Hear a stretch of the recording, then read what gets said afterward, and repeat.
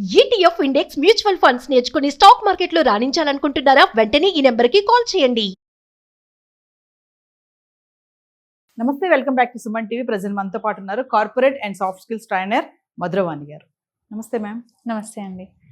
Gen Z గురించి మాట్లాడుకుంటే వాళ్ళ యొక్క ధోరణి అంతా డిఫరెంట్గా ఉంటుంది. మామూలుగా గతంలో ఏంటంటే ఎవరైనా ఎక్కడైనా ఉద్యోగం చేస్తున్నామంటే ఒక కంపెనీలో చేస్తున్నామంటే అక్కడే రిటైర్ అయిపోవాలి. ఫస్ట్ నుంచి ఎండింగ్ వరకు అబ్బా నేను ఒకటే కంపెనీలో 20 సంవత్సరాలు 35 సంవత్సరాలు చేశానని గొప్పగా చెప్పుకునేవాళ్ళు. కానీ ఇప్పుడు జెన్జీ వాళ్ళ యొక్క ఆలోచన విధానం ఎలా ఉందంటే అలా లేదు. ఒక కంపెనీలో చేస్తే ఫ్యూచర్ ఉండదు, మారుతూ ఉంటేనే మనకి డెవలప్మెంట్స్ ఉంటాయనేది వాళ్ళ వాదన. ఇది ఎంతవరకు కరెక్ట్ అంటారు? ఇప్పుడు మనం జెన్జీ అంటే 1997 నుంచి 2012 వరకు ఎవరైతే బర్త్ ఉంటారో వాళ్ళని జెన్జీగా పిలుస్తున్నాం మనం. సో మన జెన్జీ ఇప్పుడు ఎలా ఉన్నాడంటే మొత్తం ట్రెండ్, కొత్త ట్రెండ్ అంటే ఫుల్ జోష్లో ఉన్నారు. పాతయి మనం ఏవైతే సాంప్రదాయంగా వస్తున్నాయో అవి పాటించట్లేరు. అన్ని కొత్తగా ఉండాలి, కొత్త ఇన్నోవేషన్, కొత్త ట్రెండ్స్ అని చూస్తున్నారు. సో వీళ్ళే ఇప్పుడు ఏం చేస్తానంటే మన పాత కాలంలో చూసుకుంటే 1 కంపెనీ లైఫ్ అని ఉంటుంది.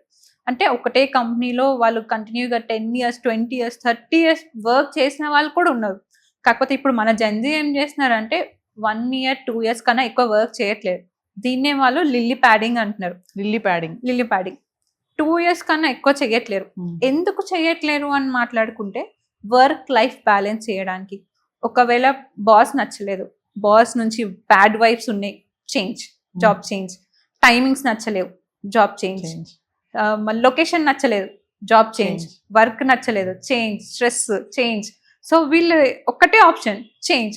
1-2 yearsకి చేంజ్ అవుతా ఉన్నారు. ఇంకొక వీళ్ళ ఎందుకు అలా చేశారని మాట్లాడుకుంటే మేబీ అంటే వాళ్ళు తొందరగా ఎక్కువ డబ్బు సంపాదించాలని, ఫాస్ట్గా. ఎందుకంటే ఇప్పుడు ఒక్క కంపెనీ నుంచి మీరు ఇంకొక కంపెనీకి షిఫ్ట్ అయితే మీకు అట్లీస్ట్ 20-50% హైక్ ఉంటుంది. సో హైక్ కోసం వెళ్తున్నారు. ఇంకొకటి మన పాజిటివ్ సైడ్ చూసుకుంటే స్కిల్స్ అప్గ్రేడ్ అవుతాయి. ఇప్పుడు వేరే దగ్గరికి వెళ్తున్నానంటే వేరే ప్రాజెక్ట్ ఉంటుంది, అక్కడ దానికి తగ్గట్టు స్కిల్స్ నేర్చుకోవాల్సి ఉంటుంది. సో స్కిల్ ఇంప్రూవ్మెంట్ కూడా అవుతుంది. అట్లనే మీకు హైక్ మంచిగా వస్తుంది, పొజిషన్ మారుతుంది, స్టేటస్ పెరుగుతుంది. సో ఈ మైండ్ ఆఫ్ స్టేట్లో అలా తొందర చాలా ర్యాపిడ్ గ్రోత్ వస్తుంది. అండ్ 1-2 years కన్నా ఎక్కువ ఉండట్లేదు, షిఫ్ట్ చేసుకుంటూనే వెళ్తున్నారు. అంటే ఇలా జంప్ అవడం వల్ల ఒక కంపెనీ నుంచి ఒక కంపెనీ ఎక్కువ కాలం చేయకుండా జంప్ అవడం వల్ల స్థిరత్వం అనేది ఉండదు అనేసి మన పెద్దవాళ్ళు అంటూ ఉంటారు కదా. మరి అది వీళ్ళకి వర్తించదంటారా జెన్జీ వాళ్ళకి? కోర్స్ వర్తిస్తుందండి. ఇప్పుడు వాళ్ళు ఒక 2 yearsలో 6 కంపెనీస్ మారారు అనుకోండి. ఇప్పుడు నెక్స్ట్ ఒక 6 monthsకి మారుతూ వెళ్ళారు. లాస్ట్ ఒక కంపెనీలో 1 year వర్క్ చేశారు. నెక్స్ట్ ఏదైతే కంపెనీ అప్లై చేశారో అది వాళ్ళ డ్రీమ్ కంపెనీ. మనం అనుకున్నట్టు IBM, Oracle, Google అనుకోండి. మీ ప్రొఫైల్ వెళ్ళగానే మీ రెజ్యూమ్ చూసి రిజెక్ట్ చేస్తారు. మీరు ఆ కంపెనీలో 6 months కన్నా ఎక్కువ ఉండలేనప్పుడు మేము నిన్ను ఎలా ట్రస్ట్ చేయాలి? మా కంపెనీలో ఎక్కువ రోజులు ఉంటావని ఏంటి నమ్మకం?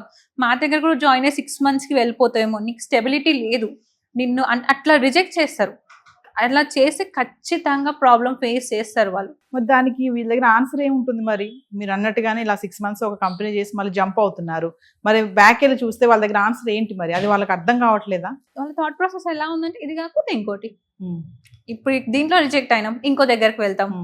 అలా చేసుకుంటూ ఒక్కొక్కసారి ఏమవుతుందంటే ఇప్పుడు వీళ్ళకి ఒక 5-6 lakhs ప్యాకేజ్ ఉంది.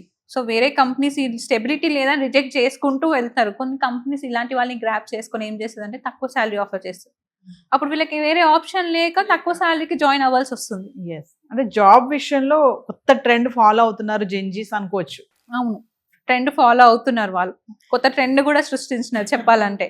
అంటే ఎప్పటికప్పుడు వాళ్ళు స్కిల్స్ని అప్డేట్ చేసుకుంటూ, అంటే ఇక్కడ ఒక స్కిల్ అప్డేట్ చేసుకుంటే మళ్ళీ దాన్ని పట్టుకొని వేరే దగ్గరికి వెళ్ళడము అలానే చేసినారు. కాకపోతే వీళ్ళు ఏంటంటే అలా 1-2 yearsకి కాకుండా మినిమం 3-4 years చేసి వాళ్ళ షిఫ్ట్కి చూస్తే అప్పుడు ఏమవుతుందంటే మీకు హైక్ వస్తుంది. అండ్ మీరు రెజ్యూమ్లో చూసుకుంటే ఓకే ఒక కంపెనీలో 3-4 years ఉంది, ఓకే స్టెబిలిటీ ఉంది, వీళ్ళని మేము ట్రస్ట్ చేయొచ్చు అని కంపెనీ వాళ్ళకి కూడా ట్రస్ట్ వస్తుంది. సో మినిమం 3-4 years వర్క్ చేస్తే బెటర్. కాకపోతే మన వాళ్ళు ఏంటంటే 3-4 years ఎక్కడ ఉండలేకపోతున్నారు.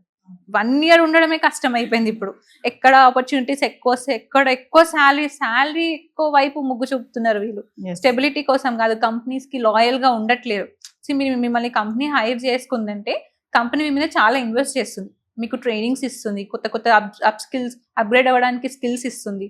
అవన్నీ మీరు ఉంచుకొని మీరు లాయల్గా ఉంటే 3 to 4 years లాయల్గా ఉంటే మీకు ప్రమోషన్ వచ్చే ఛాన్స్ ఉంటుంది. ఇప్పుడు మీరు ఒక 1 year 2 years ఇక్కడ వెళ్ళిపోయి వేరే కంపెనీకి వెళ్ళారనుకోండి, అక్కడ మీకన్నా ముందు 3 to 4 years చేసిన వాళ్ళు ఉంటారు. ప్రమోషన్ల టైంలో ఎవరిని కన్సిడర్ చేస్తారు?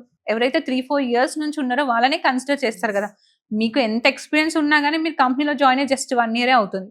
సో ఎక్కువ ఏ కంపెనీలో మీరు ఉంటారో అప్పుడు మీకు ప్రమోషన్ వస్తుంది, ప్లస్ హైక్ కూడా వస్తుంది. ఎస్, అంటే ఇలా జంప్ అవుతున్న వాళ్ళంతా కూడా హైలీ టాలెంటెడ్ ఇంటెలిజెంట్ ఫెలోస్ అనుకోవచ్చా? Of course talented, highly intelligent. కాకపోతే వాళ్ళు తీసుకునే స్టెప్ లో కొంచెం ఆలోచించుకొని ఫ్యూచర్ చూసుకొని వేయాలి స్టెప్స్. ఇప్పుడు 6 months అంటే తీసుకున్నారు, కానీ ఎప్పుడైతే మనం మాట్లాడుకున్నట్టు పెద్ద కంపెనీ వాళ్ళైతే ఇలా స్టెబిలిటీ లేని వాళ్ళని అసలు తీసుకోదు, డైరెక్ట్ స్ట్రైట్ అవే రిజెక్ట్ అంటుంది.